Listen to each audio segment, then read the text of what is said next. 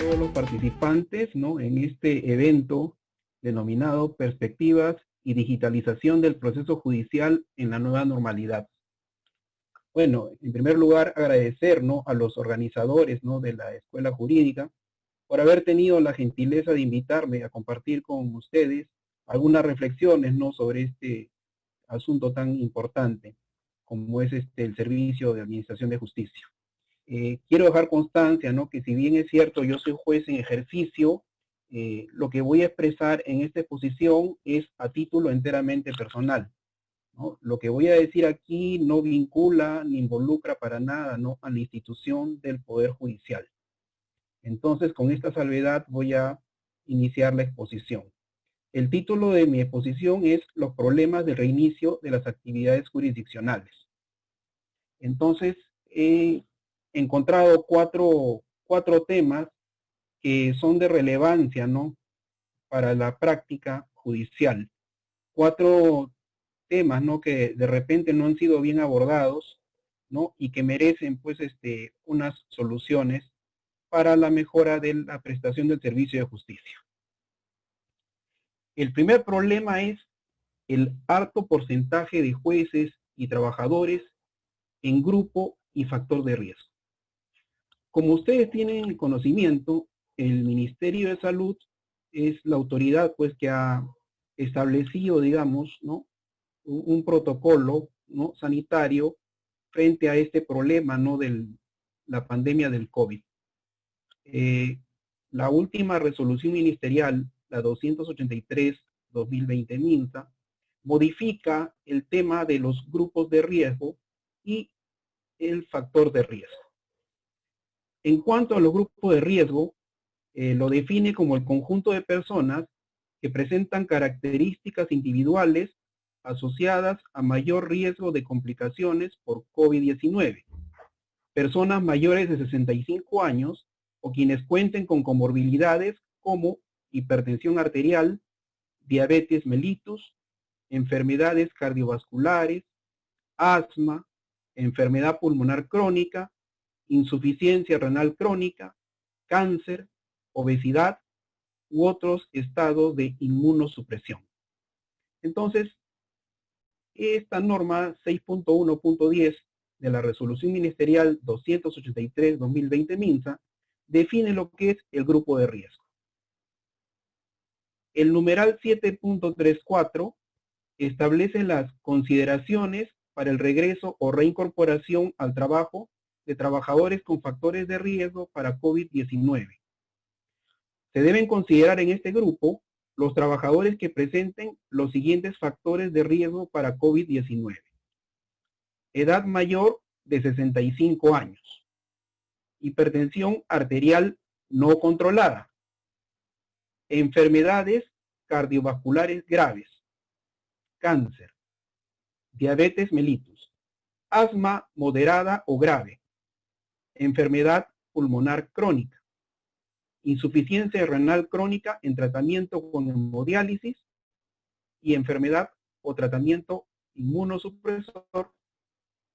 Y finalmente, obesidad con índice de masa corporal de 40 a más. Entonces, como pueden ver en este segundo grupo, las personas que califiquen, ¿no?, en estos supuestos, no podrán reincorporarse, ¿no?, al trabajo presencial. Entonces, ¿qué sucede en el Poder Judicial?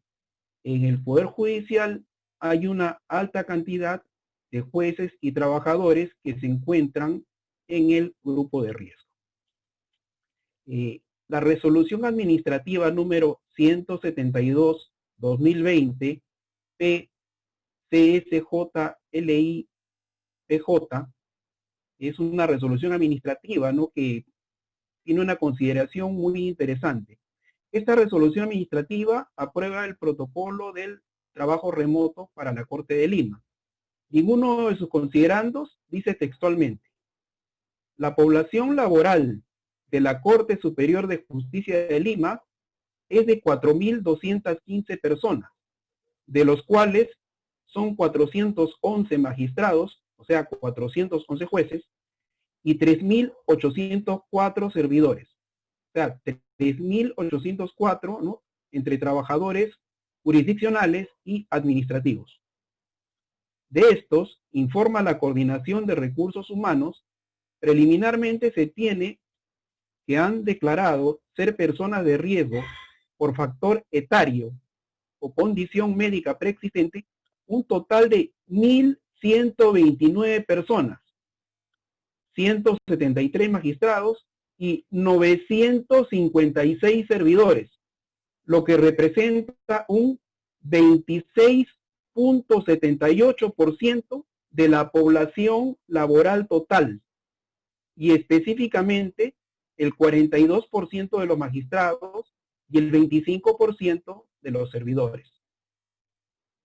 Esta situación se agrava si se tiene en cuenta la distribución de dicha población de riesgo por especialidad e instancia jurisdiccional, lo que indica que, por ejemplo, de las 6 salas laborales que ven proceso con la nueva Ley Procesal de Trabajo, de un total de 18 jueces superiores, 11 han reportado ser personas de riesgo. En la especialidad civil, que es mi especialidad, de los 12 jueces superiores que integran las salas, 9 son personas de riesgo. Más evidente aún es en la especialidad penal, que teniendo 13 salas superiores integradas por 39 magistrados, 30 califican como personas de riesgo y por tanto no deben ejercer su función con presencia física en la sede judicial. Similar situación podemos apreciar con relación al número de trabajadores igualmente incursos en situación de riesgo. Entonces, es por estas consideraciones que la Corte de Lima, ¿no?, establece, ¿no?, el trabajo remoto, ¿no?, siguiendo la línea del Consejo Ejecutivo del Poder Judicial. Pero ¿qué pasa? No todos los trabajadores pueden hacer trabajo remoto. Por ejemplo, el trabajo remoto funciona perfectamente en los expedientes eje, ¿no?, expedientes electrónicos.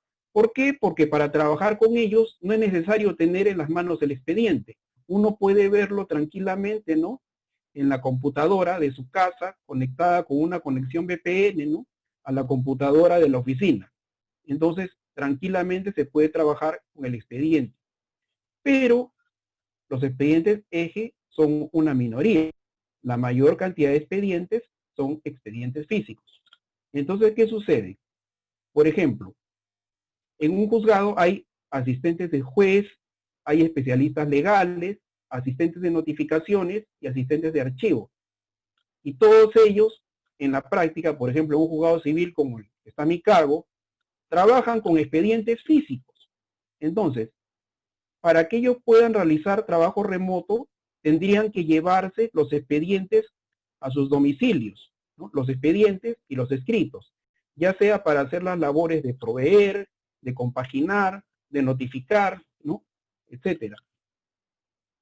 Obviamente, ¿no?, la Corte no ha autorizado a los trabajadores, ¿no?, a que se lleven los escritos y los expedientes a sus domicilios. En consecuencia, esto hace inviable el trabajo remoto de estos servidores que se encuentran en el grupo de riesgo. Entonces, ¿cuál será la consecuencia? La consecuencia será que los juzgados tendrán que trabajar con su personal incompleto. ¿Qué decían los considerandos de resolución que estamos comentando, ¿no? El 25% de servidores no se va a poder reincorporar, ¿no?, a sus labores, y muchos de ellos, por la naturaleza de su función, no van a poder realizar, ¿no?, trabajo remoto. Entonces, los juzgados van a tener un grave problema de carencia de recursos humanos. Entonces, esto va a perjudicar, ¿no?, notablemente el servicio de justicia.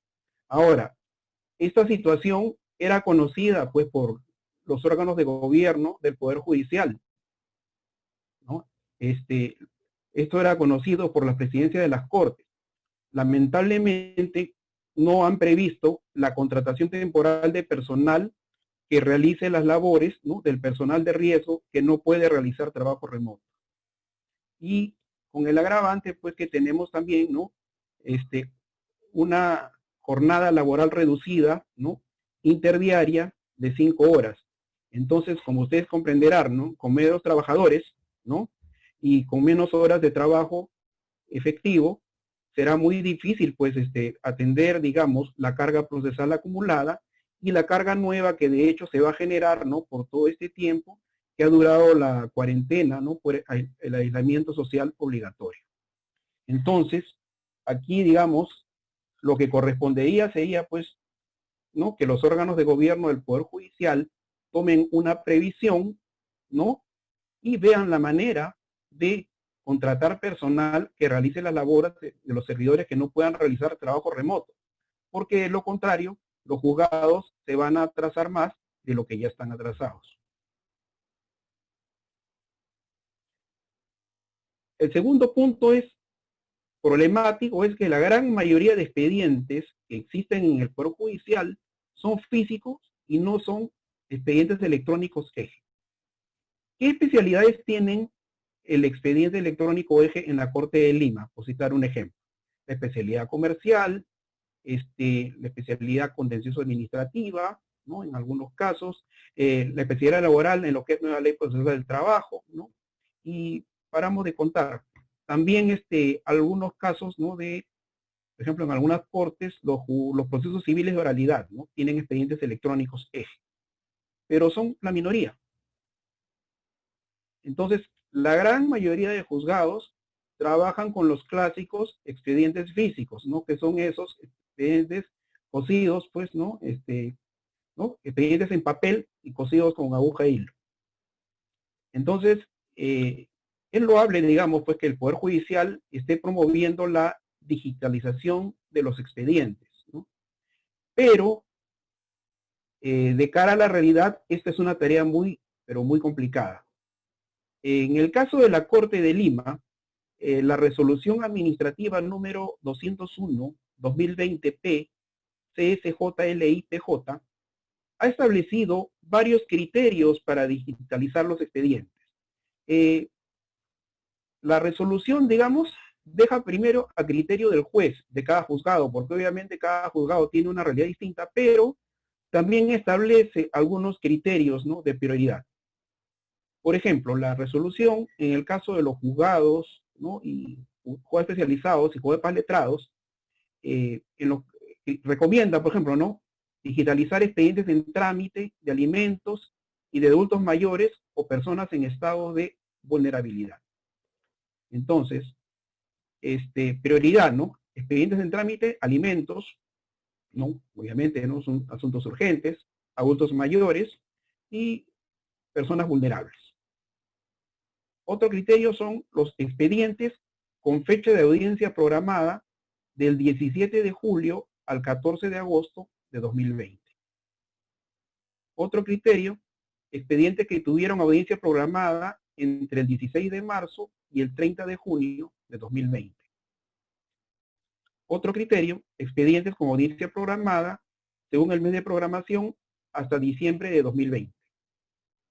Después, expedientes en trámite en orden creciente de menor a mayor volumen. Expedientes en ejecución en orden creciente de menor a mayor volumen, priorizándose los de alimentos y de adultos mayores o personas en estado de vulnerabilidad, y nos da la posibilidad de no digitalizar expedientes con más de 1.500 folios. Existen pues muchos expedientes voluminosos, ¿no? De 8.000, 10.000 folios. Entonces, imagínense ustedes, pues, ¿no? El trabajo en horas hombres que tomaría digitalizar, ¿no? Tremenda cantidad, ¿no? De expedientes. Un juzgado civil promedio maneja unos 2.000 expedientes entre trámite y ejecución. Entonces, apostar por digitalizar los expedientes actuales, ¿no? Es bastante problemático. Y yo pienso que lo ideal sería comenzar, ¿no? Con los expedientes nuevos, ¿no? Con las demandas nuevas que están por ingresar, ¿no? Estas que se van a presentar en la mesa de partes virtual, ¿no? Debería empezar por ahí. ¿Qué problemas se pueden presentar para la digitalización? Ya lo hemos dicho, hay gran cantidad de expedientes que son muy voluminosos, ¿no? Más de 1.500 folios que señala aquí, ¿no? La resolución administrativa. Otro detalle es que no hay presupuesto para comprar escáneres, ¿no?, de alta potencia. Un escáner adecuado debe estar costando unos $7,000. Ahora, el personal no se encuentra capacitado para el trabajo de digitalización. Y esto va a ser una función adicional a sus labores habituales. Entonces, digamos, esta nueva normalidad, digamos, está recargando la labor de los trabajadores, ¿no? Porque les está dando la tarea adicional de digitalizar expedientes. Entonces, esto, digamos, va a traer una serie de problemas, ¿no? Porque si las horas hombre no alcanzan, digamos, para hacer la labor habitual, ¿no?, yo temo que menos va a alcanzar, ¿no?, para darles una tarea adicional. Entonces, si bien es cierto, ¿no?, este evento pues está en pro de la digitalización, ¿no?, esta tarea requiere pues, ¿no?, que el Poder Judicial gestione pues un presupuesto adecuado para poder ejecutarlo. De lo contrario, pues va a ser muy difícil, ¿no?, lograr el objetivo de la digitalización de los expedientes.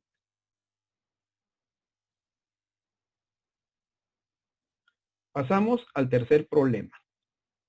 El tercer problema que tenemos de cara pues al reinicio de las actividades jurisdiccionales es que muchos abogados y litigantes son reacios a señalar domicilio procesal electrónico. A ver, ustedes tienen conocimiento, pues, ¿no?, que es obligación, ¿no?, de las partes señalar un domicilio procesal físico, ¿no?, y también señalar un domicilio procesal electrónico. Entonces, ¿qué sucede en la práctica, no? Bueno, digamos, el implantar la notificación electrónica por el sistema SINOE ha sido, digamos, una medida muy positiva para el proceso, ¿no?, porque lo ha agilizado. Una notificación electrónica, pues, se hace en segundos, ¿no? Es mucho más sencillo, ¿no?, y acorta considerablemente, ¿no?, los tiempos procesales. Entonces, ¿qué sucede? Digamos, ¿no? Lamentablemente, pues, no, en un proceso judicial siempre hay una parte que apura, ¿no?, y una parte que aguanta. Y normalmente los que aguantan, pues, son los demandados.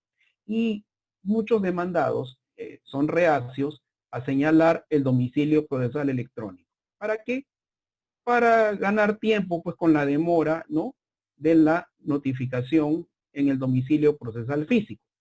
Ustedes comprenderán, pues, que en este contexto, digamos, ¿no?, de pandemia, seguramente, pues, va a haber problemas, ¿no?, para realizar las notificaciones físicas, ¿no? Obviamente, sería mucho mejor, ¿no?, por razones sanitarias, ¿no?, para no exponer a nuestro personal de notificaciones, ¿no?, que estas notificaciones, pues, se realicen, ¿no?, preferentemente, ¿no?, a los domicilios procesales electrónicos. Entonces, les pongo un ejemplo. Entre las tareas a mi cargo para el reinicio de las labores, el juzgado tiene que reprogramar, ¿no?, las audiencias que se frustraron en este periodo, pues, que empezó desde el 16 de marzo, ¿no?, hasta el 30 de junio, por el tema de la emergencia sanitaria con aislamiento social. Entonces, ¿qué sucede? Fuimos al juzgado, ¿no?, y revisando la agenda, resulta que teníamos 40, ¿no?, 40 diligencias que se han frustrado. 40 diligencias entre vistas de causa, informes orales, audiencias únicas, audiencias de prueba, audiencias de actuación judicial, audiencias de esclarecimiento, etcétera, ¿no? 40 expedientes, 40 casos que tienen que ser reprogramados. Entonces, ¿qué sucede? De esos 40 expedientes, en solo 10, todas las partes tienen su domicilio procesal electrónico. Entonces, obviamente, digamos, en estos 10 casos que tienen domicilio electrónico, nos facilita la tarea de notificar, ¿no? porque es mucho más fácil. Obviamente, ya la notificación de los expedientes en los cuales hay domicilios procesales físicos, ¿no? Ahí tenemos el problema, pues, ¿no? De que ya la notificación va a demorar más, ¿no? Por los propios problemas que tenemos. Y me imagino que va a haber congestión en el área de notificaciones ahora que se reanude, pues, el servicio. Entonces, es necesaria, pues, la colaboración de los abogados, ¿no? Para la seriedad del proceso. Por favor, se les recomienda, ¿no? A todos ustedes, a los abogados, ¿no? Que cumplan, pues, con señalar sus domicilios procesales electrónicos, ¿no? Para contribuir a la celeridad del proceso. Por ejemplo, en Argentina, la notificación electrónica tuvo mucho éxito. ¿Por qué? Por una razón muy sencilla. Fue obligatoria. Y fue tan obligatoria que a cada abogado se le asignó compulsivamente una casilla. ¿Y qué número le pusieron a la casilla? El número de su registro del Colegio de Abogados. Entonces, miren, de una manera muy sencilla en Argentina comenzó a funcionar la notificación electrónica. Acá en el Perú también es obligatorio, pero digamos, el juez lo que puede hacer es, digamos, ordenar a las partes que señalen el domicilio procesal electrónico bajo percibimiento de multa.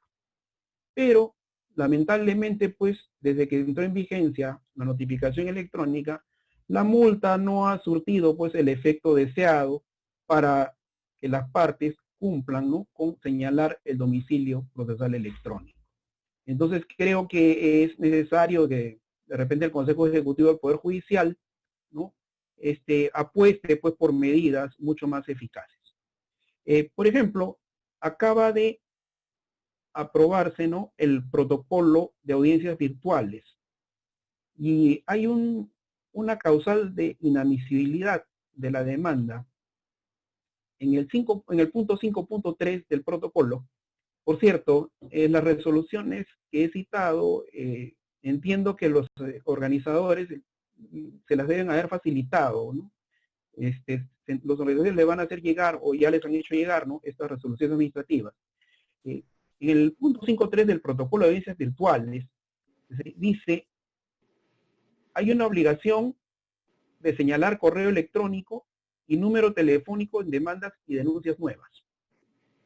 Dice así, en las nuevas demandas y denuncias, además de los requisitos señalados por ley, para los fines de la realización de la audiencia virtual, los abogados deberán indicar un número de teléfono celular y un correo o correos electrónicos con la extensión Gmail o pertenecer a este dominio, siendo este un requisito para el trámite de las mismas bajo responsabilidad del solicitante.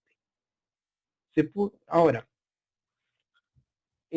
cuando dice extensión Gmail, se entiende un correo abierto en las cuentas Gmail. Y cuando dice pertenecer a este dominio, por ejemplo, nos acaban de informar el día de hoy que los correos del Ministerio Público están asociados, ¿no? al correo Gmail. O sea, sin necesidad de consignar la extensión Gmail, ¿no? Un correo que tenga la extensión mpfn.gov.p, ¿no? Está asociado al Gmail. Lo mismo que los correos, ¿no? De usuarios del Poder Judicial. Entonces, por eso dice la norma, ¿no? Pertenecer a ese dominio. Ahora, creo que no habría impedimento para exigir lo mismo, ¿no? A los escritos de contestación de las demandas. Pero siempre hay casos que se siguen en rebeldía, ¿no? Y los rebeldes, como ustedes saben, pues no señalan domicilio procesal electrónico, ni siquiera señalan domicilio procesal físico. A ellos se les tiene que notificar a su dirección domiciliaria o domicilio real. Entonces, cuando yo les decía, ¿no? Que era necesario, de repente, optar, pues, por medidas mucho más, digamos, más drásticas, mucho más eficaces, considero que debería, ¿no? El Consejo Ejecutivo debería establecer que en los casos de emisión de señalamiento del domicilio procesal, se faculte al juez que ordene al SINOE que asigne una casilla electrónica, ¿no? A la parte, pues, que sea omisa o rebelde al mandato, ¿no? Creo que una solución un poco a la Argentina, ¿no? Sería eficaz para que los procesos, pues, avancen de manera más rápida con el señalamiento del domicilio procesal electrónico.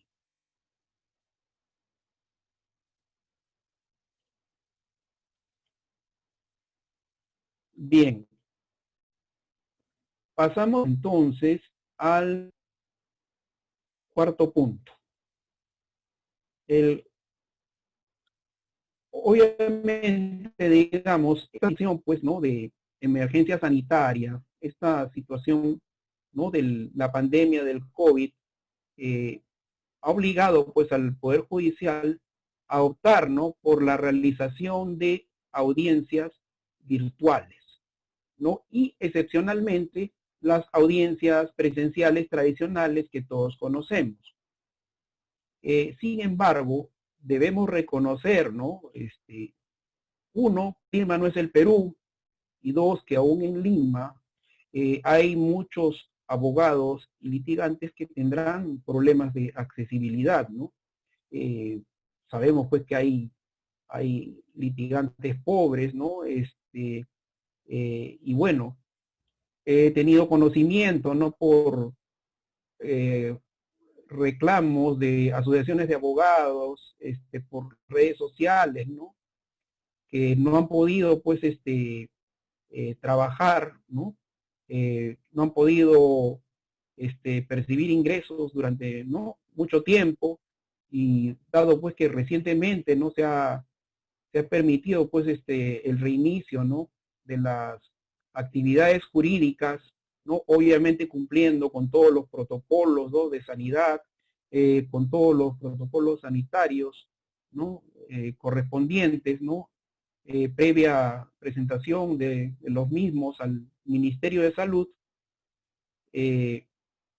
Entiendo pues, ¿no? Que esto es un reto, que los abogados pues tendrán que invertir un poco en tecnología para efectos pues de poder cumplir con los requerimientos para participar en las audiencias virtuales. Se discute mucho pues, ¿no? Si es que una audiencia virtual presta las mismas garantías, ¿no? Que una audiencia presencial.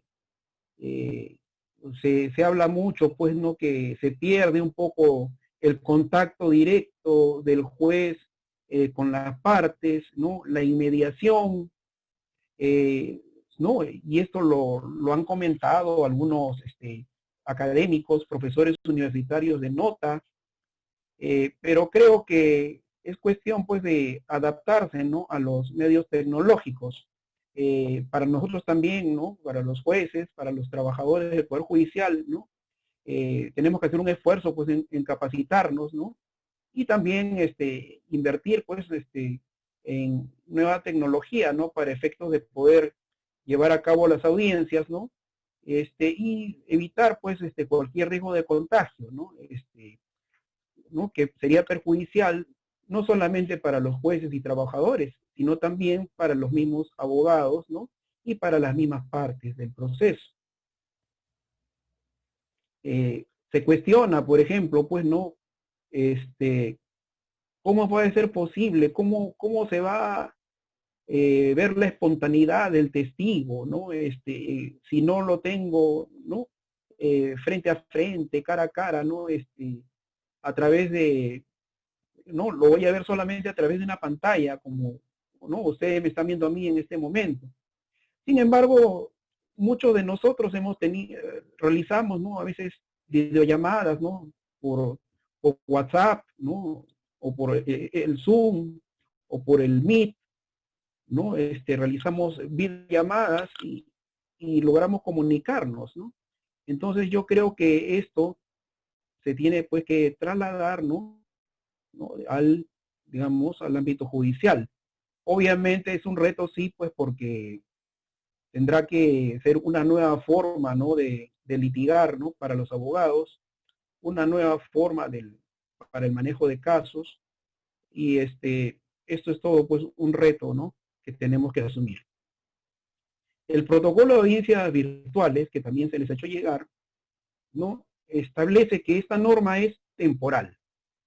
O sea, solamente va a regir durante la época de la pandemia, ¿no? Se entiende que cuando termine el tema este del COVID-19, Dios mediante lo más pronto posible, ¿no? Tendremos pues que, ¿no?, volver al sistema tradicional. Entonces, ¿con qué herramienta va a trabajar preferentemente el Poder Judicial? Va a trabajar con el Google Meet, ¿no? Con la aplicación Google Meet. Y acá hay dos puntos interesantes, ¿no? El juez tiene que citar a una conferencia virtual previa o preparatoria y a la audiencia virtual propiamente dicha. Entonces, esto es una novedad, ¿no?, que trae el protocolo de audiencias virtuales. Entonces, aquí el Poder Judicial, pues, ha establecido en el protocolo, ¿no?, la forma en que se tiene que preparar la audiencia virtual. Por ejemplo, hablamos de un proceso que está en trámite. El juez tiene que dictar una resolución en la que tiene que consignar el número de expediente como nombre del evento o reunión. Tiene que señalar la fecha y hora de la conferencia de preparación de la audiencia virtual y el medio que se utilizará, telefónico o virtual. Un paso para que los abogados proporcionen un número de celular y un correo o correos electrónicos. O sea, es necesario, ¿no?, dar un número celular y un correo electrónico para las coordinaciones. Las indicaciones para unirse a la conferencia de los actos de preparación. El número del celular y correo electrónico del auxiliar jurisdiccional designado para comunicarse, la fecha y hora de la audiencia virtual y se notifica la resolución. En esta, ¿no?, digamos, conferencia de preparación, cada parte estará representada por un solo abogado, ¿no? Y se deshabilita la participación de terceros.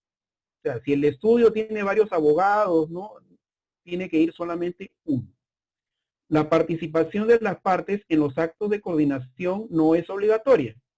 Los abogados informarán por qué no participan las partes con conocimiento del órgano jurisdiccional.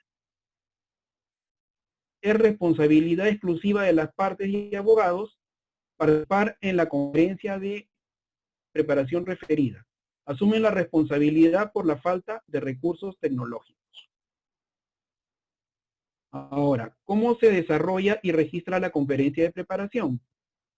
La conferencia de preparación tiene que ser grabada, lo que se informará a los participantes.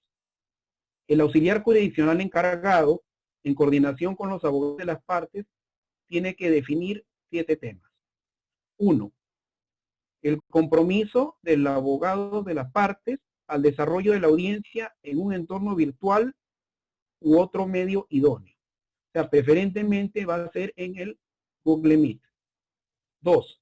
El uso del aplicativo Google Meet durante la audiencia virtual. Excepcionalmente, previa autorización del órgano jurisdiccional y con acuerdo de partes, se podrá utilizar otro aplicativo o por vía telefónica.